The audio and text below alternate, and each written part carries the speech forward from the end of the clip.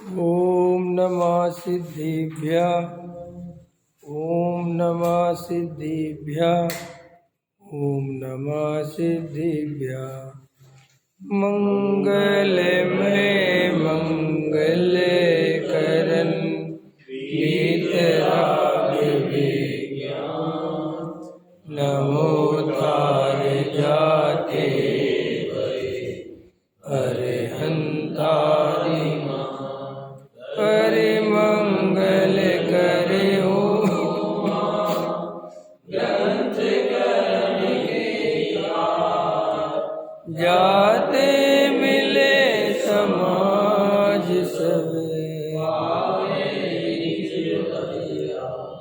इस भवतरु का मूल जानौ मिथ्या भाव ताको कर निर्मूल करिए मोक्ष उपाय संतप्त मानस शांत हो जिनके गुणों के गान में बेवर्मान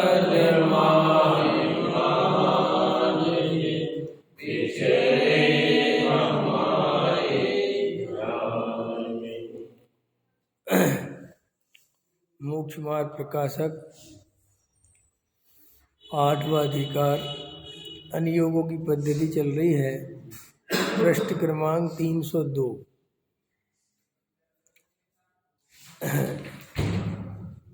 कल अपन ने जिनागम में विरोध क्यों आता है तो उसमें बताया इस काल में प्रत्यक्ष ज्ञानी व बहुश्रुतों का अभाव तो हुआ और अल्प बुद्धि ग्रंथ करने के अधिकारी हुए। उनको भ्रम से कोई अर्थ अन्यथा भाषित हुआ, उसको ऐसे लिखा। अथवा इस काल में कितने ही जैन मत में भी कसाई हुए और उन्होंने कोई कारण पाकर अन्यथा कथन लिखे।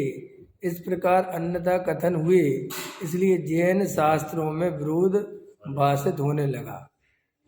जहाँ विरोध भाषित हो वहाँ इतना करना कि यह कथन करने वाले बहुत प्रमाणिक हैं या यह कथन करने वाले बहुत प्रमाणिक हैं, ऐसे विचार करके बड़े आचार्य आदि का कहा हुआ कथन प्रमाण करना तथा जिन मत के बहुत शास्त्र हैं उनकी आमनाएं मिलाना।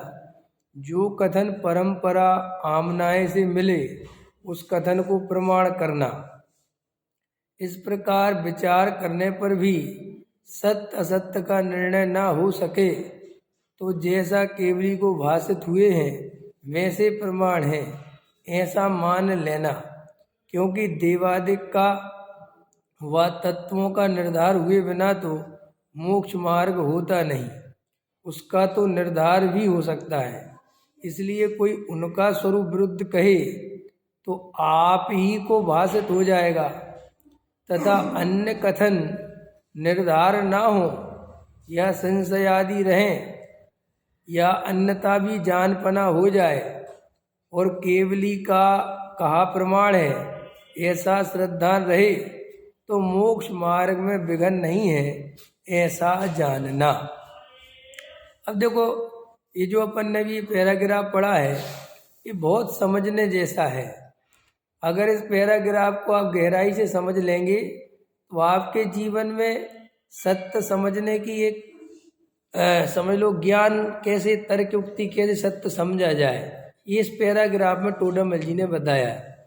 देखो यहाँ क्या कहते टोडामल जी कि सबसे पहले तो देखो जिनागम में अनेक शास्त्र हैं और अल्प बुद्धियों के द्वारा लिखे गए, क्योंकि इस काल में कोई सर्वज्ञ तो है नहीं और ना कोई श्रुत केवली है और ना कोई अंगों के ज्ञाता है। और अब तो धीरे धीरे समझ लो अब भद्रभाव कुंद देव अमृतचंद देव और अब तो बहुत आगे निकल आए अपन। तो अब तो और ज़्यादा स्थिति वैसी हो गई कि अब तो कुछ ज़्यादा रहता नहीं याद व्यवहार, स्मृति कम होती जा रही। अब तो धारणा ज्ञान जितना रहता है थोड़ा बहुत तो करते हैं। फिर उसके बाद ये कि अपन किसी का हाथ तो पकड़ नहीं सकते कि भाई तुम ग्रंथ मत लिखो तुम ग्रंथ मत लिखो, क्योंकि जिनागम में ऐसी पाबंदियां नहीं है। जैसे अन्य मतियों में है ऐसा, जैसे सिख है तो उनने गुरु पे ही कंट्रोल कर दिया, उनने कहा बस 10वें गुरु होने थे हो गए, अब बात खत्म, अब कोई गुरु नहीं हो सकता।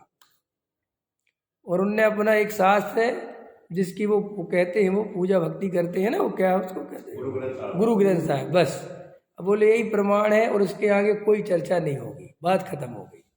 क्योंकि उनको ये डर सताया कि भाई ये आगे वाले आने वाले अब लोग पता नहीं क्या से क्या कर दें तो ये और बेकार हो जाए। समझ, ऐसे कुरान भी उसमें तो उनके यहाँ तो बात ही खत्म हो, तो अल्लाह की भेजी हुई है और बाद में एक शब्द लिख ही नहीं सकते दूसरा, समझ रहे आप, तो बात ही नहीं कर सकते। लेकिन जैन धर्म तो वीतरागियों का मार्ग है, ऐसा तो यहाँ बंधन किसी को बनाते नहीं ना बांधे, तो स्वतंत्रता है पूरी। तो यहाँ तो भाई निरंतर ये शास्त्र लिखते जाएंगे और काल बीतता जाएगा। अब जैसे आज वर्तमान में बहुत सारे ग्रंथ लिखे जा रहे हैं, समझ में आया, बहुत सारे साधु संत भी लिखते हैं, पंडित विद्वान भी लिखते हैं। अब ये सबके सब प्रमाणिक व्यक्ति हैं या सबके सब सम्यक दृष्टि हैं, ऐसा तो हम जानते हैं कि 99% तो है ही नहीं। लेकिन अब कालांतर में 500 बरस बीतेंगे, 400 बरस बीतेंगे, सब आपकी परंपरा बन जाएगी। और आपको 500 बरस वाले बाद लोग कहेंगे कि देखो 21वीं सदी में ये आचार्य हुए थे और उनका चौथे काल जैसे थे और ऐसा था और वो ऐसा था और वो ऐसा था और उनका एक ग्रंथ है, तो वहाँ के लोग उसको बिल्कुल उसी श्रद्धा के साथ मानेंगे जैसे हम मानते हैं। हम लोग भी क्या करते हैं, हम लोग अभी मैं आपको कोई 10वीं शताब्दी का ग्रंथ खोल के दिखाऊँ, आप एकदम आंख बंद करके भरोसा करते हो, क्योंकि वो 10वीं शताब्दी है, आकाश में आकृति बन जाती है, हाँ कुछ भी है। अब मेरा कहना था मत बनवाओ तो ही फायदा है, समझ में आया, मेरे समझ गए ना क्या कह रहा हूँ, कि वो आप जैसे आपकी क्या है, आँख वहीं तक खुलती है जहाँ आपको खोलना सिखाया जाता है, उसके आगे आपकी आँख बंद हो जाती है, समझ में आया। एक शायर है, उसकी शायरी है कि मैं वहीं तक देखता हूँ जहाँ तक तू दिखती है, कि उसके आगे के फिर मैं देखना बंद कर देता हूँ। समझ में आया कि नहीं आया, लिखने वाले भी क्या लिखते भाई, समझ में आया कि नहीं, अरे बहन जी तुम्हारे बस की नहीं है ये।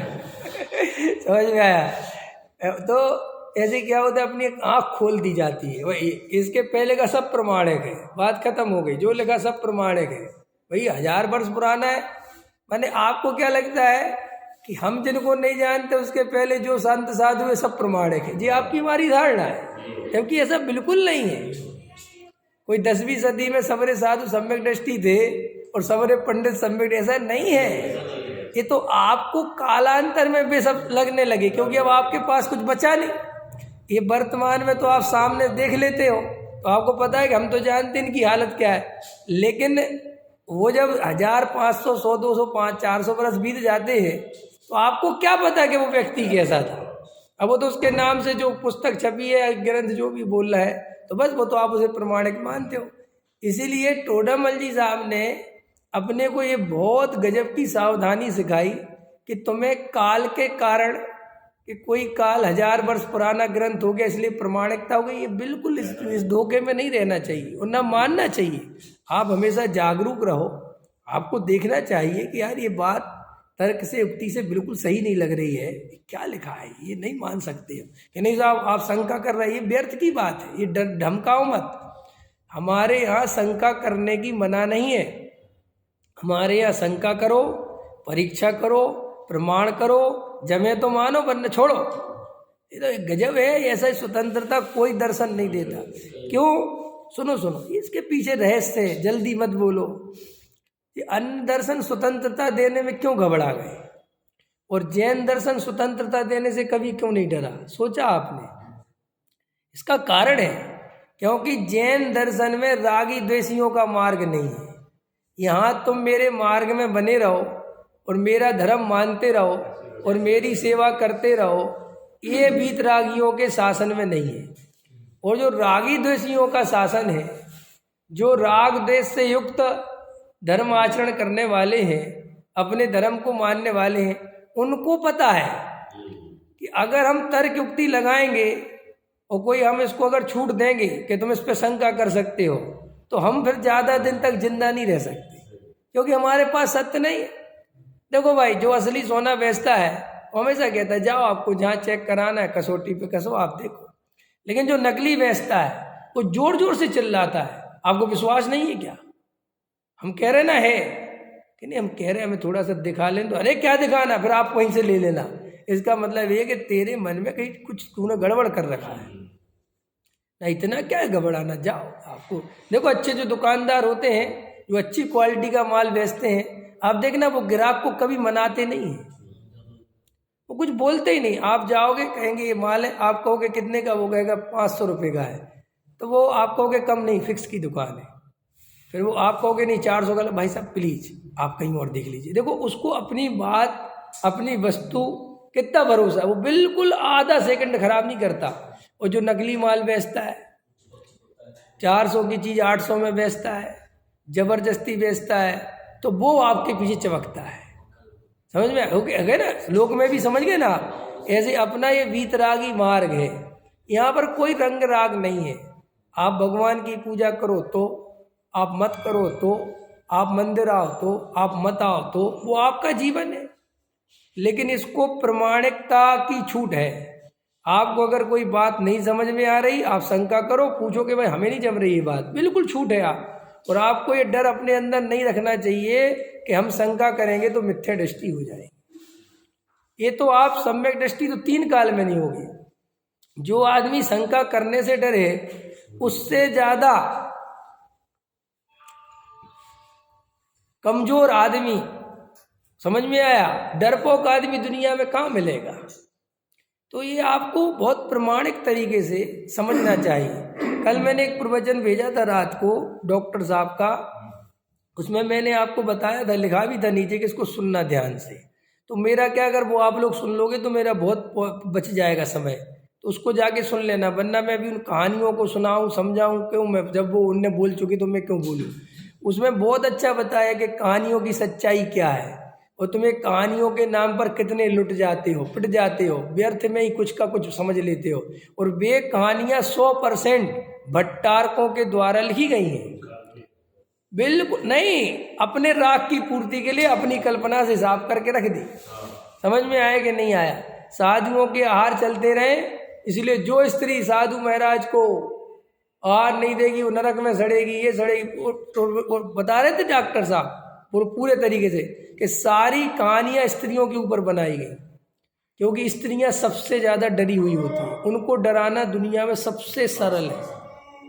आप देख लेना, स्त्री हमेशा बहुत जल्दी डर जाती है, और स्त्रियों के अंदर एक सॉफ्टवेयर ऐसा होता है कि वे बहुत जल्दी घृत मिथ्यात्व के काम में जा सकती है। और आप देख लेना, अभी आपके घर में कोई बीमार हो जाए, कुछ हो जाए, पुरुष टिका रहेगा, रहने दो, नहीं नहीं क्या जा रहा, तुम्हारे चक्कर में मेरा लड़का मर जाए, तुम तो बस अपना ही धर्म ही करते रहना। वो 1 मिनट में फिलक, 1 मिनट, जबकि तुम उसे 10 साल से समय सार सुना रहे, वो बिल्कुल 10.5वें साल में बिखर जाएगी। हाँ बिल्कुल, ये बिल्कुल मैं आपको बता रहा हूँ। इसलिए आप स्त्रियों के बारे में ये संख्या, ये मैना सुंदरी थी, मनोरमा थी, फलानी थी, देखा, ये सारी स्त्रियों की कहानी मिलेंगी आपको। उसका बहुत बड़ा बिल्कुल वैज्ञानिक, वे कोई कहानी लाख हजारों वर्ष पुरानी नहीं है, वे अभी लिखी गई, और उनको इस तरीके से प्रेजेंट किया गया कि जैसे 2000 साल पुरानी हो। वे अभी बनी है 12वीं से 17वीं शताब्दी के बीच में। समझ में आया कि नहीं आया? और वो कहानियों से उनने आगम में डाल दी ग्रंथों के बीच में। अब आप उनको ऐसा मानते हो कि तो केवली भगवान ने कही थी, मैं गजमोती जब तक नहीं चढ़ाऊंगी। देखी गजमोती वाली कहानी, ऐसी और सुनी होगी आपने, जितनी भी सतियों की सुनी होगी। समझ? तो आपको एक परीक्षा करना आना चाहिए कि यार ये क्या बात हुई, ये क्या दम इस बात में। और डॉक्टर साहब तो पूरा, क्योंकि उनका अध्ययन तो बहुत रहा, क्योंकि उनका तो काम ही ये था। मैं तो थोड़ा सा व्यापार के क्षेत्र में तो इतना अध्ययन नहीं कर पाता, मैं तो रात दिन यही करते थे। तो वो कह रहे थे हजारों कहानियां एक ही पैटर्न पे लिखी गई, समझ, एक ही तरीका है, वो ही बिल्कुल जैसे होता है ना कि फिल्में जो है, आप कितनी भी फिल्में उठाओ, वे अधिकतर उसी पैटर्न पे बनती है। 1 लड़की 2 लड़के, 2 लड़की 1 लड़का। समझ में आया कि नहीं? ये पैटर्न है उनका, इसी आधार पर घूमेगी कहानी। देख लेना आप जितनी, ऐसे ही बिल्कुल कहानियां लिखी हैं। तो एक स्त्री थी, वो जा रही थी, एक साधु थे, उसने नमस्कार नहीं किया, वो मर के कुकरी सूकरी हो गई, नरक चली गई, फिर लौट के आ गई, फिर कुकरी, तो बताया था 20 बार नरक भेजते हैं, 20 बार कुकरी सूकरी बनाते हैं। फिर क्या करते हैं कि अगली बार वो एकदम काली कलूटी हो गई, उसके शरीर से बदबू आ रही थी, देख रहा, क्योंकि स्त्रियों को सबसे ज़्यादा प्रेम अपनी शरीर से, सुंदरता से, और वो तो उसने एकदम उसमें बता दिया कि कुरूप हो गई। फिर क्या हुआ कि फिर एकदम कुरूप थी, बदबू आती थी, कोई उसे दूर से देख के नाक से कोड़ता था। फिर एकदम उसने एक मुनिराज को देखा, फिर वो गई और बोला मेरी ये दशा का कारण क्या है कि तूने कई भाव पहले एक मुनिराज की विनय नहीं करी थी, आहार नहीं कराया था, तू सीधी चली गई थी, तो इसके बाद कुकरी हो गई, इतनी सूकरी हो गई, इतने बाद नरक चली गई, अब जाके तुझे शरीर मिला है, इसलिए ये शरीर तो ऐसा मिला है। अरे रे रे साहब, फिर उसने बहुत माफ़ी मांगी, क्षमा मांगी, आज के बाद कभी साधुओं का तिरस्कार नहीं करूँगा, कभी साधुओं के दोष नहीं देखूंगी, साधु में चाहे जितने दोष हों, समझ में, ऐसे दोष ढांकने की व्यवस्था। सुनना, बड़ा अच्छा प्रवचन है, मैंने डाला था। तो अपन को प्रमाणिकता करनी आनी चाहिए, अपन को लकीर के फकीर बिल्कुल नहीं होना चाहिए। चरणानी योग में बहुत सारी बातें हैं जो 1000 वर्ष पहले लिखी गई, 1500 वर्ष पहले लिखी गई। अब 1500 वर्ष पहले का जो द्रव्य क्षेत्र काल भाव था, अब वो आज के द्रव्य क्षेत्र काल भाव पे कैसे घटित हो? चरणानी योग तो प्योर बाहर की क्रिया है, और बाहर का जीवन क्या सब कुछ बदलता है। 1500 वर्ष पहले क्या दवाइयाँ चलती थी, औषधि की क्या व्यवस्था थी, रहने की क्या व्यवस्था थी, क्या भोजन पैदा होता था, क्या आता था, क्या नहीं आता था, आप उसके आधार से कैसे चलोगे? आप उसको कैसे उसी के हिसाब से जियोगे? और अधिकतर लोग जिन बच में शंका न था, अरे शंका करने की बात थोड़ी है। अब जो चीज 1000 वर्ष पहले चलती थी वो अभी कैसे चल सकती है? भोजन नहीं था, जो खाते थे। हाँ, आज की डेट में काजू खाने की ताकत नहीं है, काजू रखे हैं वो नहीं खाते। अब तुम बड़ पीपल और कटुमरई करे जा रहे हैं। अब आज के बच्चों से पंचोदम्बर फल, उमर का फल, कटुमर का मल, पाकर का फल, वो कहता है ये क्या चीज है भाई? देखे भी नहीं। अब अभी तुम उमर कटुमर ही पढ़ाए जा रहे हो। अब मैं उमर कटुमर की जगह थोड़ा अपडेट कर दूं कि पेप्सी कोको कोला मत पीना, कहेंगे अच्छा अच्छा तुम बड़े आ गए, तुम आगम बदलोगे। अब लो मेरा गला पकड़ लेंगे। हाँ बराबर है। अरे हम तो कई दफे देखने गए ये कहाँ मिलते हैं, गांव में रहते थे हम, तो हमने ये पता करवाया कि लाओ तो 2-4, फिर देख लिया, हालांकि हमने तो देखे। मेरा कहने मतलब ये है कि आप अगर इस तरीके से जिनागम को मानते हैं तो आप में अन्य धर्मों में कोई अंतर नहीं, आप वही परंपरावादी आदमी हो, आप में वही कट्टरता भरी हुई है। आप कोई जैन धर्म कभी कट्टरता वट्टरता नहीं सिखाता। जैन धर्म तो बहुत प्रमाणिक तरीके से, वैज्ञानिक तरीके से अगर कोई बात आज के संदर्भ में चल सकती है तो चलाओ, न हटाओ। जैन धर्म बहुत गजब का। देखो जैन दर्शन की कोई ड्रेस है कि तुम धोती पहन के रखना, कोई पगड़ी लगा के रखना, कुछ नहीं। ये हमारे आजकल टोपी वाले मिल जाते हैं, तुम्हें मिले, टोपी की परंपरा जिंदा रखो, पंडितों को टोपी लगानी चाहिए। ये कई पंडित लगाते भी आजकल, देखे होंगे तुमने। अभी मैं नाम नहीं ले सकता, जब लड़ने आ जाएगा कोई भी आ जाता है, लड़ने की बड़ी समस्या है, समझ। अभी एक पंथ है अपने यहाँ, वो जब भी प्रवचन कराएंगे तो टोपी पहना के कराते हैं, समझ। ताड़पंथी में होता है वो, टोपी पहनाएंगे जरूर। अब मैं कभी कभी सोचता हूँ मुझे बुलाएंगे तो मैं क्या करूँगा? मैं तो नहीं पहनूंगा। मैं तो कभी कभी सोचता हूँ कि मुझसे कहीं मैं तो नहीं पहनूंगा। कहेंगे तुम कराएंगे, मत कराओ मेरा प्रवचन, तुम्हारी टोपी का गुलाम नहीं हूँ मैं। नहीं लगना अच्छा, हाँ मेरे को अच्छा लगे तो मैं पहनूंगा, मेरी मर्जी। मैं कैप लगा के भी पहनूंगा, हाँ कैप लगा के प्रवचन किया। अभी मैंने कैप लगा, अब अरे मैं जिस अर्थ में बोल रहा हूँ, मैं तुम्हारी पराधीनता क्यों स्वीकार करूं? तुम्हारे हिसाब से क्यों चलूं? कहीं लिखा हो टोपी का तो लेके आओ, हम देखे, तुमने बनाया तुम जानो। महावीर ने तो नहीं कहा कि टोपी पहनना चाहिए। तुम अपना ड्रेस कोड तुम करो नक्की, तुम जानो, तुम्हारा काम जाने।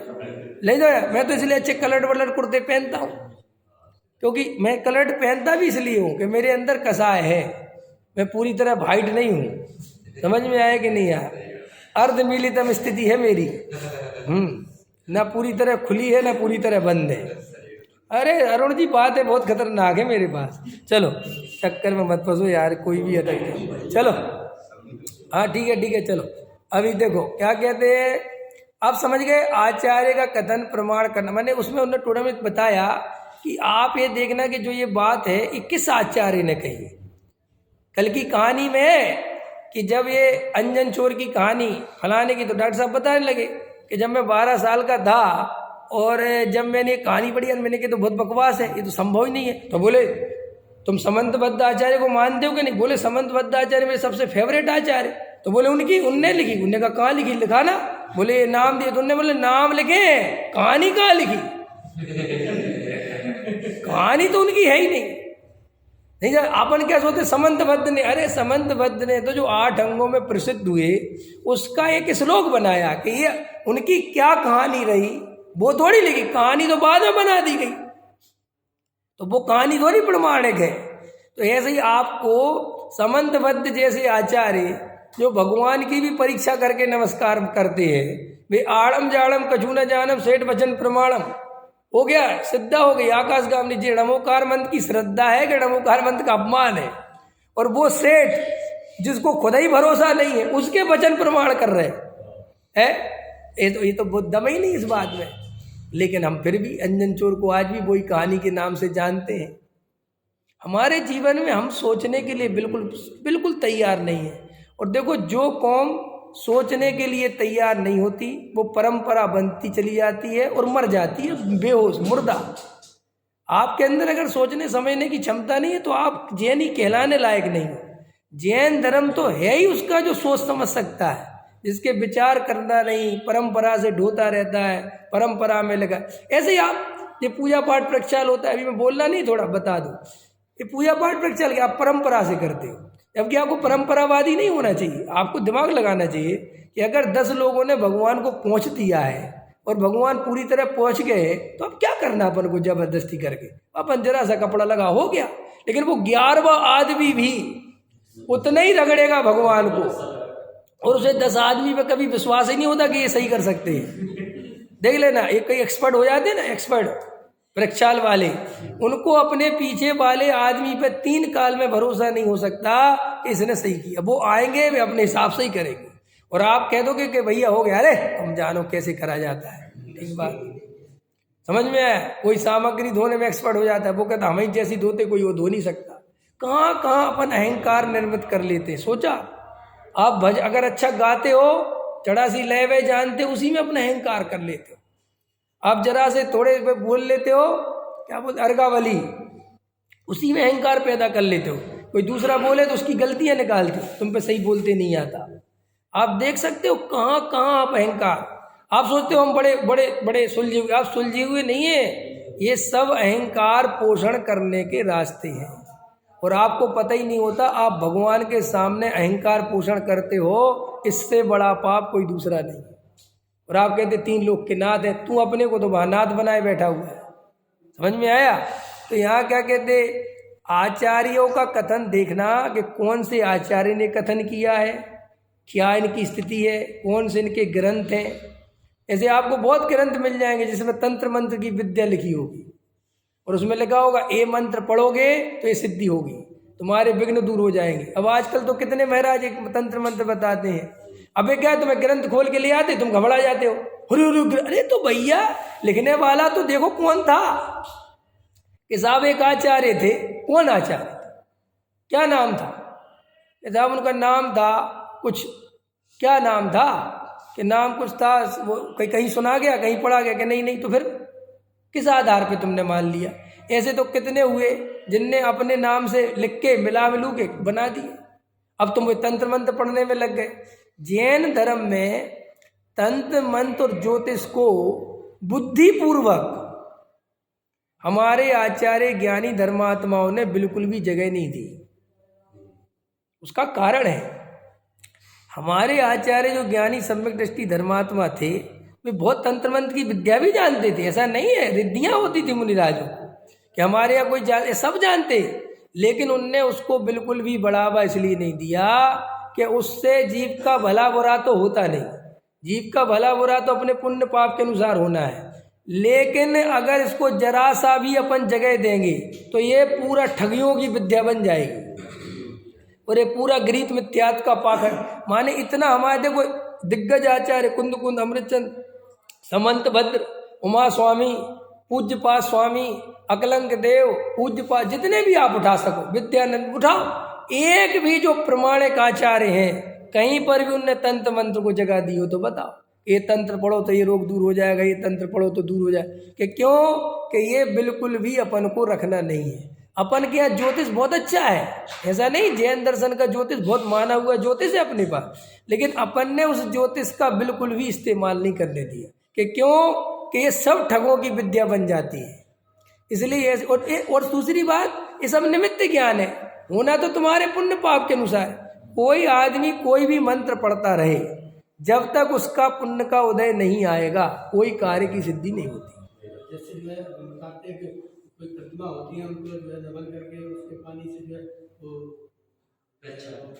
जो होती है हुआ की प्रतिमा होती है ना, तो उनके प्रतिमा से जो है लोगों को लाभ मिलता है। कोई अंगूठियों को जो है नग पहन के जो है उससे भी अपने को सिद्धि मैं कह तो आप समझ नहीं रहे। आप इस बात को अच्छे समझ लें कि उनमें सच्चाई होने पर या नहीं होने पर भी वो प्रयोजन भूत बिल्कुल नहीं है, उनकी तरफ हमें बिल्कुल नहीं जाना चाहिए और ना उसको बढ़ावा देना चाहिए। जैसे अंगूठी में नग पहनाते हैं तो हाँ पहनाते, हम कह रहे हैं ना निमित्त है, क्या है निमित्त नैमित्तिक बताते हैं ये ज्योतिष। हमारे अंदर कमजोरी हम पहनते हैं। हाँ कमजोरी क्या मतलब है वो उसका, अगर आपको हाँ भय संज्ञा कोई हमें आपसे कह रहे भय संज्ञा मान लो, लेकिन उसकी श्रद्धा और भय में अंतर कर लो, लेकिन वो फिर भी अपने को ज़्यादा हाईलाइट करने लायक नहीं है। नहीं समझिया, माने देखो कई चीज़ों में ऐसा नहीं कि पूरी तरह बेकार है, उनमें कुछ है निमित्त नैमित्तिक संबंध होते हैं बहुत सारी चीज़ों के, लेकिन निमित्त नैमित्तिक संबंध को उस लेवल ही तक समझो जिस लेवल तक है, उसको बढ़ावा देने से वो कर्ता कर्म में कब कन्वर्ट हो जाएगा, वो तकलीफ तो ये है। तो जैसे हमने जो है नग पहना हमने, हाँ तो हमने अपने घर पे काली हाड़ी लगा ली, वो चीज बराबर नहीं होगी ना। नहीं आप समझो, कुछ तो आपके परंपरा से अंधविश्वास पैदा हुई है। क्या होता है, अंधविश्वास और सच्चाई बहुत साथ साथ चलते हैं। जैसे ज्योतिष है, अब ज्योतिष में ये सब आता है, मुहूर्त का ये अपने यहाँ आता है, और जो अपन पंचकल्याण की सब निकलवाते हैं, क्यों निकलवाते हो, बंद करो ना, जब मन करे तब कर लो। लेकिन कुछ ऐसी चीज़ें होती है कि भाई उसका निमित्त ज्ञान बताया। भद्रबाहु स्वामी ने, जैसे निमित्त ज्ञानी थे भद्रबाहु स्वामी, तो भद्रबाहु स्वामी ने अपने निमित्त ज्ञान से देख लिया कि 12 वर्ष के लिए यहाँ पर दुर्भिक्ष फैलने वाला है और भूखमरी पड़ेगी, तो उनको पुण्य पाप पे भरोसा नहीं था, नहीं जाना चाहिए था उनको तो यहीं रहना चाहिए था कि हमारा पुण्य होगा तो मिलेगा और हमारा पाप का होगा तो नहीं मिलेगा। लेकिन नहीं, उनने पूरे संग से कहा कि ये द्रव्य क्षेत्र काल भाव अब रहने लायक नहीं है, यहाँ पे नेट 6 महीने बाद विपदा आने वाली है, अपन को यहाँ से गमन करना चाहिए, यहाँ मुनिराज की चर्या का पालन निर्दोष अब नहीं हो पाएगा। तो वे डर गए। उनको निमित्त ज्ञान के आधार से, उनको जो द्रव्य क्षेत्र वाल का ज्ञान था, तो उस भूमिका में ऐसा राग आता है कि यहाँ से चलो, समझना ध्यान से। तो ऐसे ही जो अपने नीचे के ग्रस्त होते हैं, उनकी इतनी अंदर राग कमजोरी होती है कि अगर शास्त्रों में सही निमित्त नैमित्तिक ज्ञान है, कोई सही ज्योतिष है और हकीकत में वो बतावे कि देखो तुम्हारा उदय है, जिस हिसाब से तुम्हारे इस जो कोई भी कार्य बताया कि अंगूठी पहन लो, ये मोती पहन लो, इससे तो उसका क्या है कि एक निमित्त नैमित्तिक संबंध इस रूप में कहीं जुड़ता होगा। अब अपन उसके जाने में सच्चाई तो जानते नहीं कि क्या है, जो बता रहा है वो प्रमाणिक। हाँ मैंने कहा ना कि अपन उसको पूरी तरह अप्रमाणिक इसलिए नहीं कह सकते कि उसकी पूरी तरह प्रमाणिकता और अप्रमाणिकता को अपन को ज्ञान ही नहीं है, तो इसलिए अपन उसको कहते हैं कि उसको हटा दो। कि क्यों हटा दो, यहाँ टोडरमल जी ने भी लिखा है कि तुम हटा दो। हटा क्यों दो कि भैया अपन के पास इतना ज्ञान नहीं। और देखो एक कितनी अच्छी लाइन डाली, देखो आपको दिखाते हैं, आपका जवाब मिल जाएगा। देखो इधर देखो, इसलिए कोई उनका स्वरूप विरुद्ध कहे तो आपको तो भाषित हो जाएगा मूल प्रयोजन में। देखो सबसे जो जहाँ विरोध भाषित होता है ना, देखो जहाँ विरोध भाषित हो, ये वाला पैराग्राफ, इसमें से नीचे सबसे नीचे देखो, तथा अन्य कथन का निर्धारण ना हो, आ गया, मिल गया।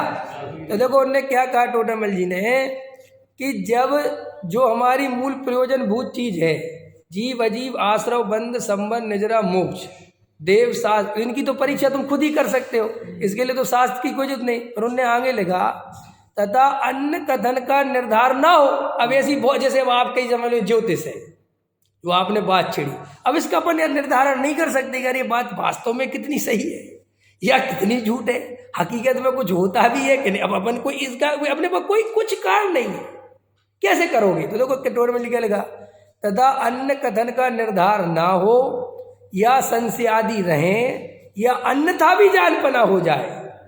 और केवली का कहा प्रमाण है भैया, अभी आई है बात कौन सी कि भाई ज्योतिष है और उसमें ऐसा बताया है, तो क्या करना कि भाई हम तो केवली ने अगर कहा होगा तो ये बात सही होगी, समझ में। हम इतना जानकर केवली का कहा हुआ श्रद्धान करके छोड़ देते और उसमें उलझेंगे नहीं। उनने ये क्यों कहा? उनने ये इसलिए रखा टोडामल जी सामने कि बहुत सी बातें, हजारों बातें हैं कि जिसको आपको केवली के आधार पे ही माननी पड़ेंगी।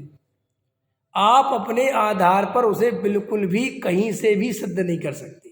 और अगर अपन हर बात को तर्क युक्ति पे कसने लगेंगे तो आपके पास हजारों बातें इतनी हो जाएंगी कि आपका पूरा जीवन इन्हीं में चला जाएगा। आप तर्क युक्ति से ही जीता खत्म कर दोगे कि आप साहब ज्योतिष का में दिखाओ, ठीक है यार, होता है, आया है 12 अंगों में ज्योतिष की चर्चा है, शास्त्र है कि हमें दिखाओ। हमारे भैया हम इतना नहीं कर सकते अब, क्योंकि हम इतना, तुम्हारा जीवन इतना है ही नहीं कि हम इस चक्कर में फंसेंगे। तो टोडामल जी एक बहुत अच्छा जवाब दिया कि तुम उनमें उलझना नहीं, और कोई पूछे तो ऐसा कहना कि सर्वज्ञ ने जैसा जाना होगा भैया वैसा होगा, कि साहब अंगूठी पहनने से कुछ होता हो कि नहीं भाई, होता हो नहीं होता हो मुझे बिल्कुल पता नहीं, लेकिन कि साहब आया कि हाँ ज्योतिष है हमारे यहाँ। अब तुम्हारा मन करे, तुम्हें ज़्यादा लगता हो, भरोसा नहीं, तुम्हें लगता पहन लो तो पहन लो, और तुम्हें लगता मुझे नहीं पहनना तो हटा दो, लेकिन इससे तुम्हारा कुछ भी नहीं होगा। जिसको हम जो है अपना मार्गदर्शक समझते हैं, ठीक है ना, और वही अंगूठी पहने, हाँ तो क्या होगा? तो हमें उसका शंका नहीं होगी जो हमारा जो समझाने वाला तो भयभीत है। क्या, किस बात का भय? जब भी तो पहनना है कि हाँ वो भय है ना, उसको ये लग रहा है, कोई बात नहीं, उसको ये लग रहा है कि मैंने ज्योतिष में दिखवाया और पंडित जी ने कहा कि तुम्हारा भाग्य कमजोर है, ठीक है, और उसने कोई समझ लो जैन पंडित से ही दिखवाया, जो जैन ज्योतिष से ही दिखवाया, और उसने जैन आगम के आधार से बताया कि अपने यहाँ पर ये बताया है कि कुछ पत्रों में ऐसी ऊर्जा होती है, क्योंकि पुद्गल है ना, ऐसी ऊर्जा होती है कि वो अगर उसको धारण करोगे तो तुम्हारे अंदर उसके निमित्त नैमित्तिक से कुछ पॉजिटिव ऊर्जा का संचार होगा, उस तुम्हारा काम बन जाएगा। बनना होगा तो वो साथ में सावधान भी करता है, लेकिन तुम पहन सकते हो, क्योंकि उसमें किसी देवी देवता को तो पूजना नहीं है, किसी को नमस्कार तो करना नहीं है। तो उस आधार से अगर उसके उसमें पहन ले तो वो कोई मिथ्या दृष्टि नहीं हो जाता, और नहीं पहनने से कोई सम्यक दृष्टि, हाँ, लेकिन इतनी बात तो है कि उसके भय संज्ञा थोड़ी ज्यादा है। हाँ बराबर, तो वो भय होता है सम्यक दृष्टि को ना, उसमें क्या दम है कि भाई सम्यक दृष्टि को। अभी देखो हम तुम्हें एक बात बताएं, नहीं खाली अंगूठी पे क्यों जाते हो? तुम जो दवाई खाते हो तो दवाई से ठीक होते हो कि पुण्य पाप से ठीक होते हो? देखो तो अब अपन दवाई खाते ना कि भाई लाओ दवाई दे दो, तो दवाई क्यों खा ली? दवाई एक बार तो दवाई से तो वही उसका संबंध निमित्त नैमित्तिक है। डॉक्टर भी कहता है भैया ठीक तो जब होना होगा तो दवाई क्यों कि भैया ये दवाई हम नहीं समझे, हमें तो पता नहीं कि कब ठीक होना है, लेकिन उसमें निमित्त ऐसा है कि अगर वो ठीक होना होगा तो तुम्हें दवाई खाने का विकल्प, समझ में आया, वो दवाई का निमित्त अपने आप मिल जाएगा। और अगर वो ठीक नहीं होना होगा तो दवाई सामने होगी और तुम नहीं खाओगे, खा लोगे तो असर नहीं करेगी। हमने तो अनियमितता बढ़ती है, हमें पता है कि हमें आज जो है हमारा स्वास्थ्य ऐसा है, हमें कुछ सूट नहीं करती, हमने उसका सेवन कर लिया तो उसमें हमारे को बीमारी होगी, होगी तो उसका उसकी काट हमारे पास वो तो है। ऐसे उसकी काट है, ऐसे बिल्कुल उसकी काट है। वो हमें पता हाँ वो पता नहीं, इसलिए तो कह रहे कि पता नहीं तो उसके जैसे वेद पे भरोसा करते हो। किस पे भरोसा किया? तुम क्या काट जानते हो क्या? जाते तो वेद के ही पास हो कि भाई मैंने ये खा लिया, अब मेरे को पता नहीं कि यार क्या करना है, तो वेद कहता भैया ये चूरन खा लो फटाफट, तो तुम वो चूरन खा ही लेते हो ना। ऐसे ही जब किसी बेचारे व्यक्ति का भाग्य सही नहीं चलता, वो उसके समझ नहीं आता, बहुत मेहनत करता है, काम नहीं बनता, तो उसको भी कभी ऐसा भाव आ जाता है कि यार पंडित जी से दिखाओ क्या चल रहा मेरी कुंडली में। मुझे कोई बड़ी बात नहीं है, कुंडली का योग होता है। हमारे यहाँ पे भी कुंडली मुनिराज साधु के उसमें सब है कि भाई कुंडली मिला के शादी करो। अब जो कुंडली मिला के शादी करना मिथ्यात्व है कि नहीं? अब क्या कहोगे? लेकिन वो मिथ्या तब बन जाता है जब उससे ठग विद्या, जब उससे पैसा ऐंठने की विद्या, जब उसमें कर्ता कर्म लगा। बाकी मनुष्य के हाथ में जितना उसके निमित्त ज्ञान से हो सकता है उतना अपना मिलान करता है। उसमें क्या बात है? इसमें क्या है? इसमें क्या आश्चर्य की मानना? अब ये बात बताओ, मैं जाके शंकर जी पे नहीं चढ़ाया हूँ कि मेरे काम में, अब ये बिल्कुल पागलपन है भाई, ये ठीक नहीं है। लेकिन बहुत सारी चीज़ों के निमित्त नैमित्तिक संबंध होते हैं और उन्हें, और हम दे नहीं कह रहे कि अपन को इसको बढ़ावा देना, लेकिन इसका पूरी तरह निषेध करना ये भी एक प्रकार से गलत है कि क्योंकि तुम ज्ञान के विरोध में क्यों जाते? हमें नहीं पता ना भाई असलियत क्या है, लेकिन वस्तु स्वरूप में आया है, अगर होता है तो कर लो। तो ऐसे आप दवाई के संबंध में, खाने, और अभी तो मुझे 2-4 और उदाहरण याद आ रहे कि आप लगाओगे तो आपको समझ में आएगा कि आप देखोगे हमारी आज देखो समय बीतता गया, हमारे पहले के लोग सर्प काटता था तो सर्प मंत्र से उतर जाता है। अब ये क्या मतलब है? सर्प वहां काटा, मंत्र वो फोन में पढ़ दे तो उतर जाए, ऐसा है? और टोडामल जी साहब ने लिखा है मोहन धूल डाल दे तो पागल हो जाए। अब कोई कहे यार ये क्या मतलब हुआ? ये मोहन धूल डालने, जब तक उसके पागल होने की योग्यता नहीं होगी, मोहन धूल क्या कर, तो डाल के देखो पता चल जाएगा। नहीं समझ में आया? ये तो अपन को ज्ञान नहीं है, लेकिन वो मोहन धूल के पुद्गल परमाणुओं में ऐसी शक्ति है कि वो जीव के साथ जब जुड़ता है तो वो, आप समझो, कार्य होने में अनेक कारण चाहिए। नहीं अच्छा विषय, कोई उसमें बात थोड़ी है। एक कार्य होने में अनेक कारण चाहिए, टोडामल जी साहब ने लिखी ये बात। क्या है? जब कोई कार्य बनना होता है तो उसके लिए जो जो अनुकूलताएं चाहिए वे सब उपस्थित होती है, और जब वो कार्य नहीं बनना होता है तो उसके लिए जो जो प्रतिकूलताएं चाहिए नहीं बनने के लिए वे उपस्थित होती है।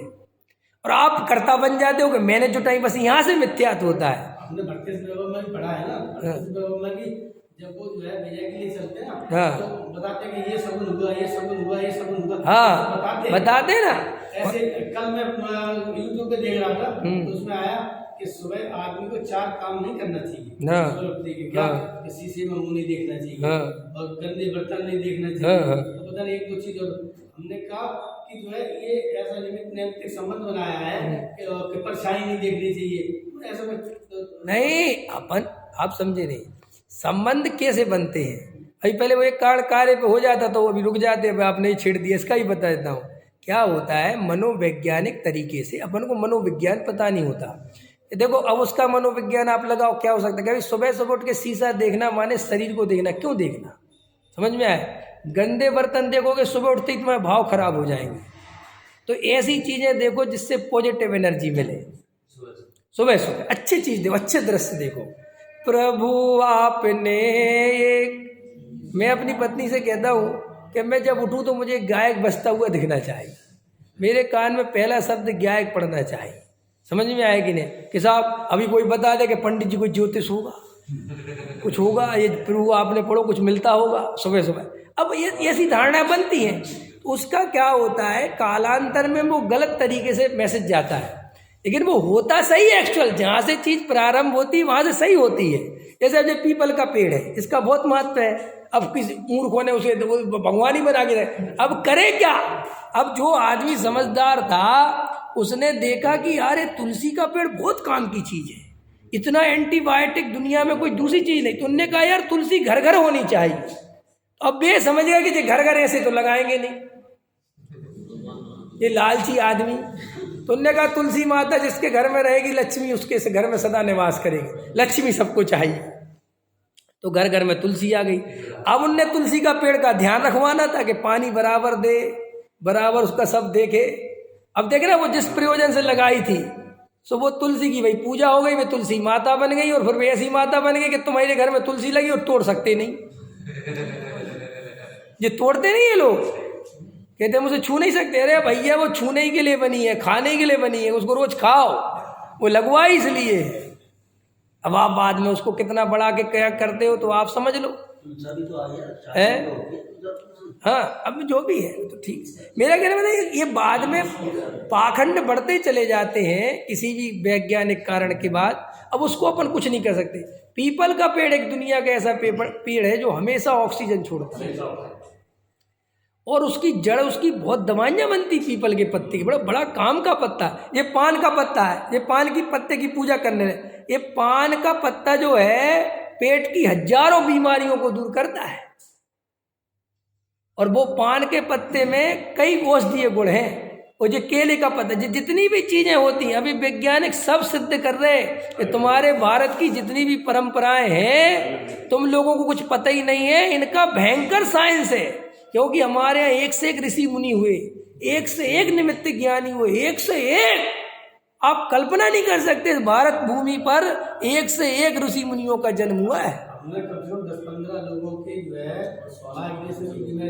मैंने खुद ने अपने अकौगा के दूध से, हाँ मैंने माइग्रेन की बीमारी दूर करी है। लोग बच्चन जी भैया माइग्रेन की बीमारी दूर करते हैं, जिनको हो आ जाओ। समझ में आया कि नहीं? अब बोलो। अब कोई कहे कि ये क्या हो रहा है? अरे कुछ नहीं, आपको पता देखो, इसलिए मैं बचा रहा हूँ। मैं चाह रहा तो उड़ा देता सब, लेकिन मैं बचा रहा हूँ। मैं इसलिए बचा रहा हूँ कि तुम लकीर के फकीर ना बनो, ना तुम उड़ाने के पीछे पड़ो, ना उसको पकड़ने के पीछे पड़ो, उसका सम्यक ज्ञान करो। लोग क्या करते एकदम, या तो अंधविश्वासी बनते हैं या फिर एकदम समझ लो, या तो व्यवहाराभासी एकदम निश्चयाभासी, और ज्यादा हुआ तो डर के उभयाभासी। ना तुम उभयाभासी बनो, ना निश्चयाभासी बनो, ना व्यवहार। जो वस्तु की जैसी एक्चुअल स्थिति उसे जानो। अब मुझसे कोई कहे पंडित जी आप अपनी लड़की की कुंडली मिलाओगे? बिल्कुल मिलाऊंगा। तो आप कुंडली पे विश्वास कर, अब ये पागलपन की बात है। मेरा कहना मतलब मैं ऐसा मानता हूं कि है एक हमारे पास एक व्यवस्था है कि भाई इसमें मिला लो, कुछ होना उसके भाग्य से। लेकिन जब मेरे पास जो नंबर है वो तो मैं मिला ही के करूंगा ना, मुझे दिक्कत क्या है उसमें? मेरा कहना मतलब है कि जो मुझे दिया है प्रकृति ने मैं उसका यूज करूंगा। वो तो मैं जानता हूं कि जो, एक बार बताओ, बढ़िया आयुर्वेदिक दवाई भी मुझे पता है काम कैसे करेगी, कब करेगी, लेकिन भाई मैं तो लूंगा ना। अब वो जब मेरी होगी हो जाएगी, ये तो हम भी जानते हैं। कितना होता है, हम 10 दिन तक दवाई लेते नहीं ठीक होते, और 11वें दिन 1 मिनट में कोई जादू हो जाता है। अब उनके दिए हो क्या गया, भाई उदय आ गया, पलट गई। तो आप कहते 10 दिन तक क्यों ली आप उदय पे? अरे वो भी मैं उसका करता नहीं हूँ। हाँ सुनो मैं बता दूँ। अरे सुनो, जो होना है वो निश्चित है, इसका अर्थ है कि जैसे होना है वो भी निश्चित है। समझ नहीं रहे जैन साहब? अभी तक आप जो सोचते हो कि मैंने नहीं किया, ये भी मिथ्यात्व है। वो नहीं होना था इसलिए नहीं हुआ है। आपने अपनी लड़कियों की शादी बिना कुंडली मिला के कर दी। हाँ मैं समझ गया, सुन लिया मैंने। आप क्या सोचते हो कि मैंने कर दी? तुम होते कौन हो करने वाले? उनकी बिना ही मिला के होनी थी सो हुई है। अगर सर्वज्ञ से पूछते तो वो कहते इनकी मिलनी नहीं थी। तुम ये आप समझे नहीं। आप ना देखो वीतरागी मार्ग कैसा है। वीतरागता का मार्ग ऐसा है भाई, जो कार्य जिस निमित्त से, जिस द्रव्य क्षेत्र काल भाव में, जिस प्रसार से, जिन विकल्पों से उसके लिए जो चाहिए वो अपने आप मिलने हैं। आपको ये बात समझ में आ जाए तो तुम्हारा भार उतर जाए। सवाल ये है ना, हम उसमें बुद्धि क्यों लगाएं? सवाल ये है। बाकी सारी बातें तो सही है अपनी जगह। अब हम उसमें बुद्धि, हम अपनी बुद्धि पूर्वक उसमें, आप समझ ही नहीं रहे मेरी बात। मैं कह रहा हूँ उसमें जो है, अरे यार गलत विषय जा रहा है। इन्होंने किया है कि जो है अगर जिसको पुत्र प्राप्ति की वांछा हो तो पहले वो शादी करे, अरे हम कुछ, अरे आओ उसका जवाब मैं दे रहा हूँ। अरे सुन तो लो भाई साहब, मैं ये कह रहा हूँ आपकी बात ठीक है, बहुत अच्छी बात है। आप कह रहे कि बुद्धि क्यों लगाएं, मैं तो कहता हूँ बिल्कुल मत लगाओ। मैं तो कह रहा हूँ ना, क्योंकि ये आपका श्रद्धान है कि मैं तो बिना कुंडली करे मुझे कोई लेना देना है, और मेरा श्रद्धान ये है कि इसका ज्ञान करके करूँगा। लेकिन तुम्हारे सुनो, तुम ऐसे करने से तुम सम्यक दृष्टि नहीं हो जाते, और मैं उसको कुंडली मिला करने से मैं मिथ्या दृष्टि में, मैं मुद्दे की बात ये बोल रहा हूँ। अब समझ में आ रही ये बात है? हाँ, कुछ नहीं होता, आप दुनिया भर में उपयोग लगा लेते हो, वहाँ लगा लो, उसमें क्या? आप शादी में मड़ा पूजा करोगे, फला करोगे, ढका करोगे, आप समझे नहीं? आप अरे मैंने कहा आप क्यों करो, आपको नहीं करना तो आप मत करो, लेकिन आप करने वाले को ये नहीं कह सकते कि तुम मिथ्या दृष्टि है। अरे आप समझे नहीं रहे, हम गलत काम तब कहलाता है जब तुम उसे गलत ढंग से करते हो। नहीं, आप गलत होते कौन हो कहने वाले? आप एक क्यों कहते हो कि ज्योतिष गलत है? नहीं, ये आपकी खुद की मान्यता हो रही, आप समझे नहीं? हाँ, तो और क्या, उसी पे तो चर्चा चल रही। वो बात है ना कि उसमें उपयोग हमारा जाता ही है ना। अरे आप समझे नहीं, और जब उसके बाद उपयोग के बाद और परिणाम भी जाते हैं, फिर वो जैसा लिखा होता है फिर वैसे भाव भी बनते हैं। आप क्या चाहते हो? नहीं, आप क्या चाहते हो पहले बताओ, आप अपना ये पॉइंट ऑफ व्यू बताओ कि आप चाहते क्या? चाहते हैं कुंडली बनाना छोड़ दो, बस ये चाहते भैया कुंडली बनाना छोड़ दो, तो हमने चलो भैया नहीं बनाना कुंडली, ठीक है, बात खत्म हो गई, ठीक है। क्या तो भाई नहीं, आपकी कुंडली मिला के हुई थी क्या? नहीं, ऐसा भी कभी नहीं, ऐसा भी कभी होता है। नहीं, कभी ऐसा होता है, किसी आदमी की कुंडली मिलके शादी हुई हो और पत्नी वहाँ दुष्ट मिल गई हो, तो उसे लगता कुंडली बिल्कुल मत मिलाना, बकवास है। अब कह रहे सही बात है, मैं इसलिए तो कहता हूँ जड़ में जाओ, तुम जड़ में नहीं जाते हो, तुम क्या है ऊपर खेलते हो, मैं तुम्हें अंदर खिलाता हूँ, और तुम अंदर का खेल नहीं सकते। जितना आदमी बोलता है ना, उसके अभिप्राय में जाया करो कि ये बोल कहाँ से रहा, इसको कुंडली से इतनी चिढ़ क्यों है? हो सकता है इसके माँ बाप ने मिला के 36 मिलाए हो, और भाई कह रहे हो बहुत बढ़िया पत्नी मिलने वाली है तुझे, और मिली तो उसने सिर पीट लिया कि मिली क्या, तो ये कुंडली से इतना चढ़ेगा कि पूछो ही मत। देखो एक कहानी सुनाऊं जयपुर की, बहुत गजब की।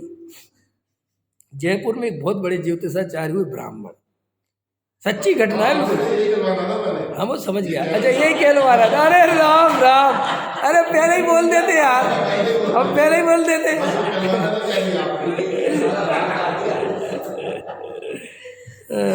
एक देखो ज्योतिषाचार्य हुए जयपुर में, बहुत बड़े ब्राह्मण थे, वो बहुत, उन्होंने जो जिसका जैसा बताया अधिकतर लोगों के जीवन में वैसा हुआ।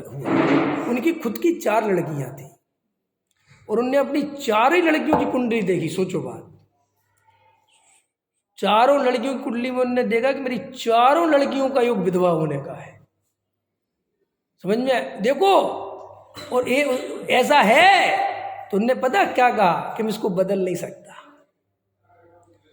जो है इनके साथ ये होना ही है, और इनके अंदर कोई ऐसी संभावना नहीं है कि कुछ इनका कर सके। कहीं संभावना होती है और कहीं संभावना बिल्कुल नहीं होती। तो देखो उनने वो लिखा था कि भैया मैंने देखा इसमें संभावना ही नहीं है, बिल्कुल 100% होना है। समझ, ऐसा ही जीवन है भाई साहब। ये क्या होता है, कहीं संभावना होती है, कहीं संभावना नहीं होती। ऐसा समझ लो, कोई आदमी इतना कमजोर है कि लाठी दे दो तो चल सकता है, लेकिन लाठी के बिना नहीं चल सकता। और एक आदमी ऐसा है कि लाठी का तुम कुछ भी दे दो वो चल ही नहीं सकता।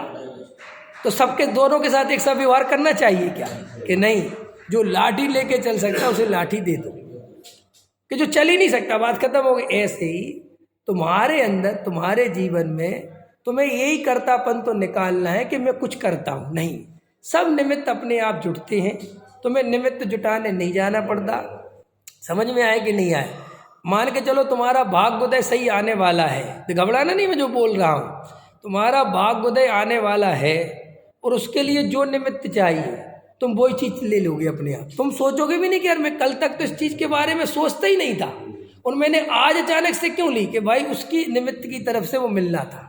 कभी कभी देखो तुम, जब तुम्हारा भाग्य का उदय जग जाता है तो तुम जो प्रवचन कभी नहीं सुनते, और वो आदमी रोज टकराता है तुम्हें, और तुम नहीं सुनते, और एक दिन ऐसा अचानक भाव आता है कि आज सुन लेता हूँ, बस जीवन पलट जाता है। अब कोई कहे कि आज ही क्यों सुना, तो 20 दिन से, अरे भाई अब आज उसके आया तो आज वो भाव भी आए, ऐसा होता है ना। और कभी कभी ऐसा होता है कि वो हमारे सामने रोज होता है। अब मैं तुम्हें कितनी घटनाएं सुनाऊं, यूट्यूब पे लोगों को मैं ऐसे ही मिला हूं, एक कोई अपन घर थोड़ी गए किसी की, मैं उनको ऐसे ही मिला कि साहब ऐसा ऐसा कर रहे थे, और हमें कई दफ़े आप देखे, और हमने ऐसे एक दिन सोचा कि देखते क्या बोलते, क्लिक किया तो एकदम बहुत बढ़िया लगा। अब मैं कहूँ कि तुमने इतने दिन से क्यों नहीं किया, भाई नहीं, ये तुम्हारे हाथ में नहीं है, तुम करता मत बनो। तुम ये जो जीवन सोचते हो कि ये पत्नी तुम्हारी, कुछ नहीं है, सब बात जो जैसा होना है वो वैसा होगा। तुम्हें यारे तुम अपने आप से ये मत सोचो, लोग कहते हैं यार हमने बहुत सोच समझ के किया और दुख मिला, तो तुम्हें दुख सोच समझ के ही मिलना था। नहीं समझ में आ रहा, आप समझ में क्या कह रहा हूँ, थोड़ी खतरनाक बात। तुम कहते हो हमारे माँ बाप ने बहुत सोच समझ के शादी करी, कि तुम्हें सोच समझ के ही दुख मिलना था। ऐसा कभी कभी होता है ना, जो ज्यादा सोचते हैं उनको ऐसा आदमी टकरा जाता है, वे कहते यार ये सोच सोच के ऐसा मिला, हम क्या माफत कर ली हमने मुसीबत, कि तुमने ज्यादा ही सोचा था ना। कई सोचते रहे, कई दफे ऐसा होता है, कई दफे सोचते हम ऐसी पत्नी लाएं देखो जो गरीब घर की हो, वो सीधी रहेगी, ज्यादा वो हवा में नहीं रहेगी, ठीक है ना, अपन सीधी गरीब घर की लिया। वो तो अपने हिसाब से बहुत दिमाग लगाता है, लेकिन इसके भाग्य में तो लिखी ज्वाला देवी है। समझ में आया कि नहीं आया। अब तू चाहे कितने ही गरीब की ले आ, कितने ही सीधे माँ बाप की ले आ, वो तेरा जीना मुश्किल कर देगी। मेरे से लिख के ले लो। अब उल्टा चलो कि तुम सोच रहे थे कि यार ये बड़े परिवार की है, इसके बाप के पास बहुत पैसा है, इसके 3-3 4-4 भाई हैं, समझ में आया कि नहीं आया, और ये तो यार अपने घर में क्या पता रह पाएगी, ऐसी तुम बहुत शंकाओं से घिरे थे। लेकिन समझ लो वो रिश्ता हो गया, मेरा कहना है। लेकिन तुम रिश्ते करते करते भी तुम्हारे पैर कांप रहे थे कि यार ये लड़की हमारे घर में तो पता नहीं भी इतने पैसे, अपन तो पैसा है नहीं अपने पास इतना। अब लेकिन समझ लो पसंद आ गया तुम्हारे लड़के को, वो लड़की जो भी है बन गई सेट, और वो आई तो वो इतनी मर्यादित निकली, इतनी बढ़िया निकली कि तुम्हारी गरीबी में ढल गई, तुम्हारे घर में ढल गई, उसने कभी अपने माँ बाप की धौंस नहीं दिखाई, और तुम बहुत सुख में। ऐसा होता है कितने बड़ी बड़ी कुलीन घर की लड़कियां और कैसे घरों में रह लेती हैं, आप कल्पना नहीं कर सकते। वे कभी नहीं कहती कि तुम्हारे घर में हम मर गए, बोलो। और बहुत गरीब घर की लड़कियां आती हैं और वो बिल्कुल ऐसा वातावरण बनाती हैं कि अपन देख के दंग रह जाते हैं कि बाप रे बाप ये हो क्या रहा है, लेकिन कुछ नहीं हो रहा है। तुम अपनी बुद्धि जितनी लगाओ, होना वही है। और तुमको फिर हम लगाएं क्यों, तुम होते कौन हो लगाने वाले, वो तो जितनी लगनी है। ये तुम मत सोचो कि हम देखो, तुम इसीलिए तो कर्तव्य से मुक्त नहीं हो पाते। और ज्ञानी मस्त रहता है, ज्ञानी कहते ऐसी लगनी थी, लगती, मैं कौन हूँ। तो देखो उसमें भी सहज रहता है, और नहीं लगने में तो वो तब भी सहज रहता है, क्योंकि वो किसी भी कीमत पे ये तो मानता ही नहीं कि ये काम मेरे करने से हुआ है। वो तो ये मानता है कि होने योग्य था, वो हुआ है। और कितना बड़ा सिद्धांत तुम्हारी इन बातों में निकल के आ गया। तुम सोचते हम बुद्धि नहीं लगा, तो खिंच जाते हो तुम जब ये सोचते हो कि मैं बुद्धि नहीं लगाऊं, ये भी खिंचने का कारण है, क्योंकि तुम इसमें भी करता हो। तुम सोचते हो मैं क्यों लगाऊं, मैं, तुम होते कौन हो लगाने वाले, क्यों खिंच रहे हो। कई लोग कहते महिलाओं की तरफ नहीं देखेंगे, क्या तरीका है,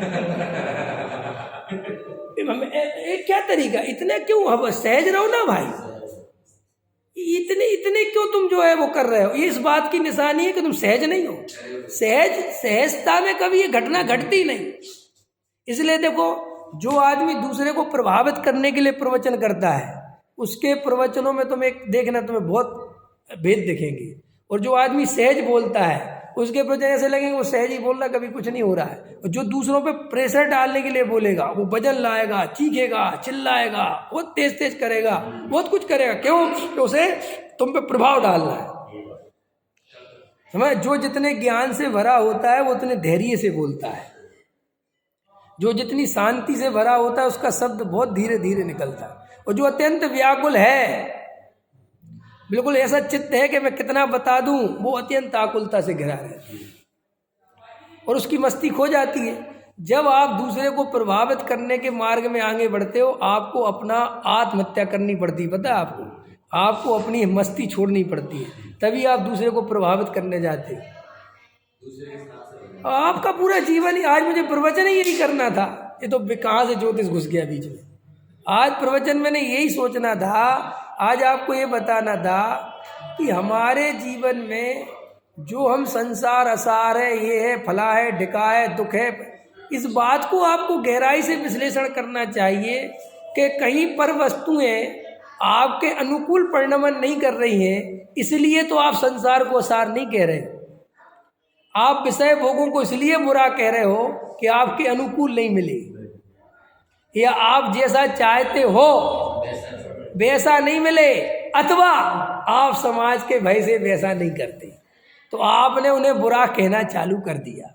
एक लोमड़ी थी, अंगूर तोड़ने गई और अंगूर ऊपर थे, बहुत कोशिश करी लेकिन अंगूर को तोड़ नहीं पाई। तो नीचे एक दूसरा कुत्ता था या कोई भी था, उसने कहा क्यों लोमड़ी दीदी अंगूर खाए नहीं? अरे बोले खट्टे हैं, बेकार, ये तो मन ही नहीं हुआ इनको खाने का। और रात भर अंगूरों के बारे में सोच रही है। इन्हें कल देखा था ना रात के सपने, ऐसे ही देखा करो कि कहीं हम समाज के भय से, मन तो बहुत करता है कि क्या से क्या कर दें, दिखता तो सुख बहुत है, कितने तोड़ दें नियम, लेकिन समाज में इज्जत चली जाएगी और उसका भरोसा है नहीं जिसके लिए नियम तोड़े। समझ में आया कि नहीं आया है? समझ में आया कि नहीं? भाई थोड़ा उदाहरण अन्यथा मत लेना कि भाई लड़की भगा के ले जा रहे हो, तो पहले लड़की से भी तो पूछ लो कि भागने को तैयार है कि नहीं, कि तुम तो यहाँ से तैयारी कर लो। अथवा लड़की किसी लड़के के साथ भाग रही, तो देखो वो क्या कहते भाई, वो तो कन्फर्मेशन करो कि जिसके साथ भाग रही वो भरोसे का है कि नहीं। ऐसे ही तुम्हारे जीवन में, हमारे जीवन में बहुत अस्थायीपन चल रहा है। हमें ना भोग ही समझ में आ पा रहे, क्योंकि भोगों को भोगने के लिए जो पुण्य का उदय चाहिए, जो अनुकूलता चाहिए, वो है नहीं। तो अपन चिल्लाते रहे भोगों में कुछ नहीं, अनंत बार भोगे, जबकि इसी बारे नहीं ढंग से भोगे। अनंत बार का गाना गा रहा है और जैसे ही फिर अंबानी की शादी देखता है तो उसी को देखता रह जाता है, कहता मजे तो इसी के हैं। ये आवाज़ कहाँ से आई? अभी तो तुम इतना भोगों को बुरा बोल रहे थे और उसको देख के तुम्हारी लाट टपक गई। इसका मतलब ये है कि खट्टे अंगूर हैं और तुम उसे धर्म की पर्दा, धर्म की चादर ओढ़ के अपने को धर्मात्मा दिखाते हो और वो अंदर वासनाएं मिटती नहीं है। ये हमारा जीवन का द्वंद्व है, ये हमें पहचानना ही चाहिए कि हम कहीं जीवन ऐसे ही तो नहीं जी रहे हैं। और फिर वो शास्त्र तुम्हारी मान्यता को, उस कसाय को अनुकूल पढ़ते हैं तो तुम पढ़ने बैठ जाते, क्योंकि शास्त्र कहते इस संसार में किसी को सुख नहीं मिला, इन विषय भोगों में किसी को सुख नहीं मिला, जो जीव इन विषय भोगों में लगे हैं वे नरक आदि में गमन कर जाते हैं। अरे स्त्री साक्षात दुख का कारण है, स्त्रियों के बारे में ये जीव ये नरक का द्वार है। तो उसको क्या होता है, ये पढ़ पढ़ के उसको थोड़ी शांति मिलती है। खट्टे अंगूर है ना, तो वो सोचता है बहुत अच्छा, बिल्कुल सही। अपन के तो अभी मैं अंबानी से कहूँ पढ़े सास, होगा बकवास बंद कर, वो नहीं पढ़ेगा तुम्हारा सास, क्योंकि उसका उस रस इतना बन रहा है, हाँ उसका रस इतना बन रहा है, इतना मजा आ रहा उसे कि तुम कहते संसार असार है, वो कहता तेरे लिए, मेरे लिए नहीं। समझ में आया? ऐसे ही समझ ले रहा। अगर तुम ऐसे ही असारता की माला जप रहे हो कि शरीर में ताकत नहीं, भोगने की क्षमता नहीं, भोगने की व्यवस्था नहीं, रोग से पीड़ित हो, दुख से पीड़ित हो, बेटा सुनता नहीं, बहू सुनती नहीं, मकान अपने अनुकूल नहीं, पड़ोसी अपने अनुकूल नहीं, समाज इज्जत देती नहीं, बहुत खींचते हो, दे दो, कोई नहीं देता, इसलिए शास्त्र पढ़ने जाते हो।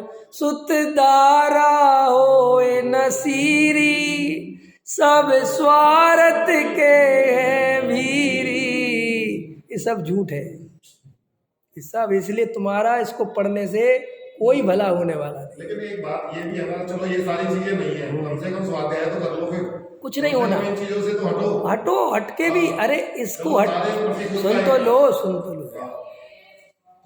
अरे हर्ज तो कहीं नहीं है, हर्ज होता तुम्हें यहाँ बुलाता क्यों? हम तो तुम्हें ये कह रहे हैं कि तुम्हें हम ढंग से हटा दें। समझ में आया? हटाने के लिए ही प्रवचन चल रहा है। हाँ बस, अरे तुम इतने दिन से कहाँ थे? तुम कहाँ चक्करों फंसे? तुम्हारे लेवल का पंडित मैं ही हूँ।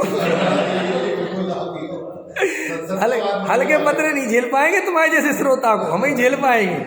हाँ हटा, हम भी सोच रहे हैं कि ढंग से हटा दें, और तुम क्या है पलट पलट के देखते रहते हो, हटते हो नहीं। हम सोच रहे हैं बिल्कुल एकदम ही हटवा दें, और उसको हटने के लिए वो अंदर के माल समझना पड़ेगा, अपनी जड़ में जाना पड़ेगा। देखो भाई, ये तुम ऊपर से भोग बुरे हैं, भोग बुरे, गाना गाने से कुछ नहीं होता। क्या होता है, व्यर्थ की बात है। फिर करे क्या साहब, तुम अंदर का रस भोगो, अपने अंदर जाके आत्मानुभूति का प्रयास करो, तुम स्वभाव की सन्मुखता करो, भेद ज्ञान करो, वस्तु स्वरूप का शांति। भोगों को बुरा मत कहो, एक शब्दावली गलत है आपकी। भोग बुरे और अच्छे हैं नहीं, राग देश की भाषा मत समझो। बस ये देखो कि यार भोगों को भोग के मुझे मिलेगा क्या, शांत होके देखो। बुरे कहते तो तुम क्या करते हो, घृणा करने लगते हो, और जिससे जितनी घृणा करो वो आकर्षण बना ही रहता है। देखो, दोस्त दोस्त से नहीं बनता, दुश्मन से आदमी और ज्यादा बनता है।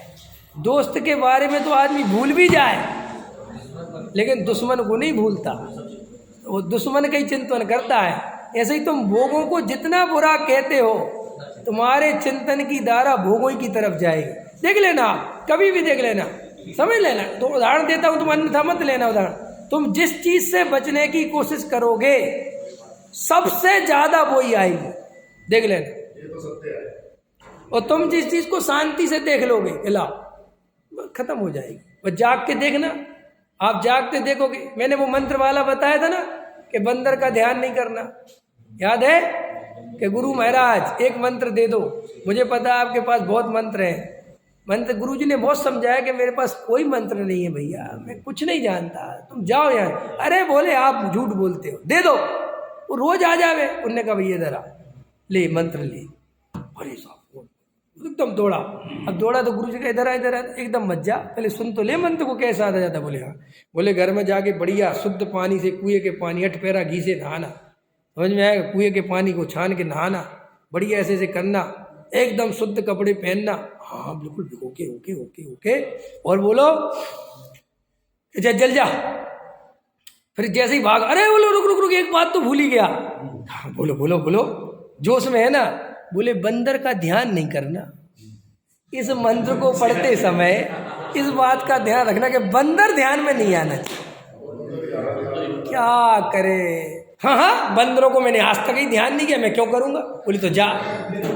अब तो बेटा उसको जो नहावे तो बंदर दिखे, अपनी घरवाली बंदरिया दिख रही है, समझ में आएगा नहीं। अब तो हर आदमी बंदर दिख रहा।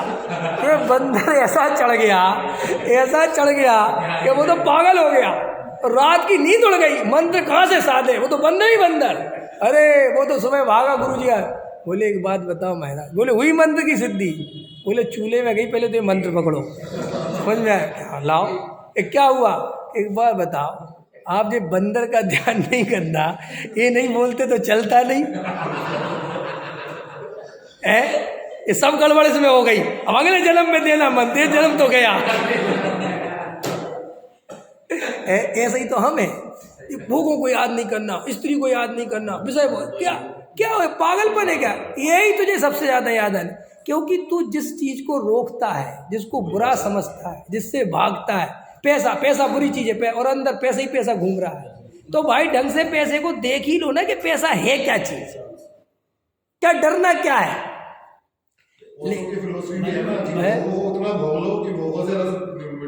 वो भोग अगर सुनो उसमें, हाँ पता है मुझे, उसकी फिलॉसफी को दुनिया कभी नहीं समझ सकती।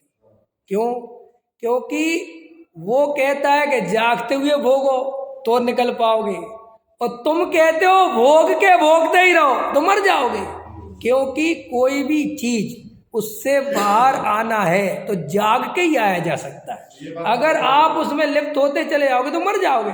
कोई आदमी का शराब पीते हो, एक दिन इतनी पियो कि आप शराब से छूट जाओ, कभी नहीं छूट पाओगे, मर ही जाओगे। तो फिर क्या उपाय है कि उसको पीते समय जागृत हो, किससे क्या मिल रहा है, इसको मैं क्यों पीता हूँ, ये क्या चीज है, ये मुझे क्या असर करती है, बस फिर वो निकल सकता है उससे बाहर। समझ में? उसको गलत ढंग से ही तो पकड़, आप समझे नहीं। आदमी भोगों का प्यासा है, मरा जाता है कि कोई तो छूट दे दे कि भोग लो, लेकिन वो एक लाइन भूल जाता है कि होश पूर्वक भोगने की बात थी, और खाली वो तो भोगने के पीछे पड़ा, इसलिए वो फिलॉसफी फेल हो गई। और एक दूसरी फिलॉसफी ये है कि त्याग करो, बिना सोचे समझे त्याग करो। ये फिलॉसफी भी उतना ही फेल मारती है जितना फेल वो मारती है। देखो, ना भोगने वाली फिलॉसफी अच्छी है, ना त्यागने वाली फिलॉसफी अच्छी है, जागने वाली फिलॉसफी अच्छी है। जागोगे तो पा जाओगे। समझ में आए कि नहीं आए? और कोई बात नहीं है। इसीलिए जो आप कह रहे हो ना कि साहब वो भोगों को भोगता है, वो ऐसा बोलता है, इसलिए उसको समझने वाले पढ़ने वाले सब डूब गए, गर्त में चले गए। क्योंकि वो ये नहीं सोच पाया कि ये बोलते ही पकड़ेगा आदमी वही। मैं भी आपसे कह दूं ना, जाओ भोगने से कुछ नहीं होता। आप वो जो जागने वाली बात बोली थी वो तो भूल ही जाओगे और आप लग जाओगे भोगने में। प्रॉब्लम यहाँ होती है। ऐसे ही अपन त्यागने पे इतना बल देते हैं कि अपन को लगता है त्याग पे बल देते रहो ताकि लोग त्याग करें। कोई फायदा नहीं है। वो आदमी बिना सोचे समझे त्याग कर देगा, ये जाने बिना कि भैया त्याग किस बात के लिए किया जा रहा है, क्योंकि उसे त्याग के बदले लालच दे दिया, तुम्हें ये मिलेगा वो मिलेगा, पाप से बच जाओगे, ये बच जाओगे, तो त्याग में चला है। तो देखो, त्याग में भी रोएगा और भोग में भी रोएगा। और जो दोनों को शांति से जानेगा, देखेगा, समझेगा कि यार वास्तव में स्थिति है क्या, वो निकल जाएगा। और इसलिए हमारे यहाँ जो एक शब्द है, देखो तत्व विचार की महिमा, वो जाग नहीं है, वो तुम्हारी आज की भाषा में जागना बोलो, वो तोरामल जी साहब की वही भाषा है, बिल्कुल तत्व विचार। भाई साहब, ये मोक्ष मार्ग प्रकाशक की मैं जितनी बात फिर कहूँ, तुम इसे गहराई से पढ़ो। इस पूरे दुनिया के जितने ग्रंथ हैं उन सब का सारे मोक्ष मार्ग प्रकाशक। अभी का समय हो गया। जयानंदे।